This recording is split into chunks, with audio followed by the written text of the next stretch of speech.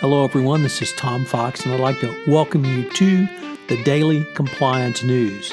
The Daily Compliance News is an offering of the Compliance Podcast Network. April 11, 2019, the What is Uber Risk Edition. First up, I know you'll be shocked to find that a $7 million Trump building condo has been tied to a scandal-scarred foreign leader. The Trump International Hotel and Tower in Manhattan was sold 2 years before Trump became president to a group led by the daughter of the Republic of the Congo. This buyer apparently, or is alleged to have used money which was stolen from the Congo and one of the most corrupt countries around. So it's going to be interesting to see how that plays out going forward. Next up, Airbus has dismissed over 100 persons in a compliance crackdown. There's no report that any Department of Justice investigation is going on, but Airbus is being investigated by UK and French authorities over suspected corruption dating back over a decade. It's the fifth a year of a internal sweep around this. Airbus just cannot seem to get itself together around anti-bribery, anti-corruption. Next up, crime fighters in Switzerland and Brazil pledged to intensify cooperation to resolve the sprawling corruption case linked to state-owned enterprise Petrobras, in which there are over $700 million remaining frozen in Switzerland.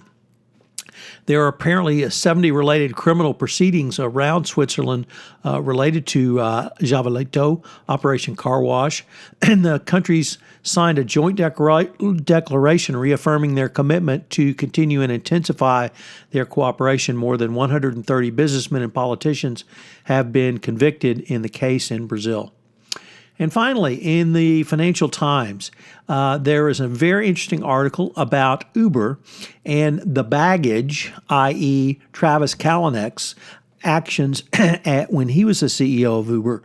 Companies or potential investors are awaiting documents which will be made public later or in the coming weeks, rather, that will talk about issues including pending lawsuits, government investigations, other issues around Travis Kalanick and his time at Uber.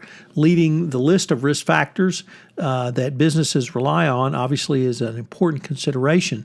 So it's going to be important for investors to get this, but also to see what investors think of Kalanick's prior actions and whether or not this will lead to a discount in its share price. The legal cleanup is ongoing at Uber. Certainly, they did turn a corner with their new CEO, but as they enter new markets, they're going to have continued regulatory concerns going forward. So it's going to be a fascinating release of information and, frankly, something for everyone to watch. Finally, I'd like to plug one of the newest shows on the Compliance Podcast Network, Great Women in Compliance. If you haven't checked it out, you certainly should. Mary Shirley and Lisa Fine have done a great job. Not really having a dog in the hunt of the NCAA finals yesterday, I still want to give a shout out to the University of Virginia, which won its first NCAA title. Congrats. As you may know, we've had several new offerings on the Compliance Podcast Network. One of those includes Popcorn and Compliance, where Jay Rosen and I take a look at compliance through the lens of movies, both current, contemporary movies, and classic movies. We recently premiered 2 new shows on the Compliance Podcast Network.